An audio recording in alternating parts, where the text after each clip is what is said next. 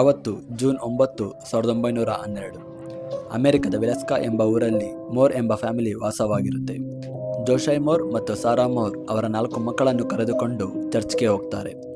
Program ಮುಗಿಯೋದು ರಾತ್ರಿ late ಆದ ಕಾರಣ ಅಲ್ಲೇ ಇದ್ದ 2 ಸಿಸ್ಟರ್ಸ್ ಕೂಡ ಮೋರ್ ಮನೆಗೆ ಬರ್ತಾರೆ. ಮರುದಿನ ಬೆಳಗ್ಗೆ ಅಂದರೆ ನಾಳೆ ಬೆಳಗ್ಗೆ ಮೋರ್ ಫ್ಯಾಮಿಲಿ ಮತ್ತು ಆ 2 ಸಿಸ್ಟರ್ಸ್ ಸೇರಿದಂತೆ 8 ಜನರು ಕೂಡ ಕೊಲೆಯಾಗಿ ಪತ್ತೆ ಆಗ್ತಾರೆ.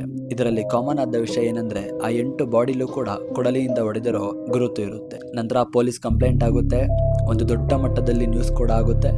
ಇಡೀ ವಿಲೆಸ್ಕಾ ಸಿಟಿಯೇ ಒಂದು ಕ್ಷಣ ನಡುಗುತ್ತೆ. ಇನ್ವೆಸ್ಟಿಗೇಷನ್ ಪ್ರಕಾರ ಆ ದಿನ ಮೋರ್ ಮನೆಯಲ್ಲಿ ಸೇದಿ ಬಿಸಾಕಿರೋ ಸಿಗರೆಟ್ ತುಂಡುಗಳು ಸಿಗ್ತವೆ ಮತ್ತು ಸಾಕಷ್ಟು ಜನರ ಫಿಂಗರ್ ಪ್ರಿಂಟ್ ಕೂಡ ಪತ್ತೆಯಾಗುತ್ತೆ. ಅದಾದ ಬಳಿಕ ಎಂಕ್ವೈರಿಗಾಗಿ ಈ 4 ಜನ ಸಸ್ಪೆಕ್ಟ್ಗಳನ್ನ ಅರೆಸ್ಟ್ ಕೂಡ ಮಾಡ್ತಾರೆ ಮತ್ತು ಇವರಿಂದ ಯಾವ ಮಾಹಿತಿಯೂ ಕೂಡ ಸಿಗದ ಕಾರಣ ರಿಲೀಸ್ ಕೂಡ ಮಾಡಲಾಗುತ್ತೆ. ಸಾಕಷ್ಟು ಬಾರಿ ಈ ಕೇಸನ್ನು ಇನ್ವೆಸ್ಟಿಗೇಷನ್ ಮಾಡಲಾಗುತ್ತೆ, ಆದರೆ ಈ ಕೇಸ್ಗೆ ಯಾವ ತಿರುವು ಕೂಡ ಸಿಗದ ಕಾರಣ 1900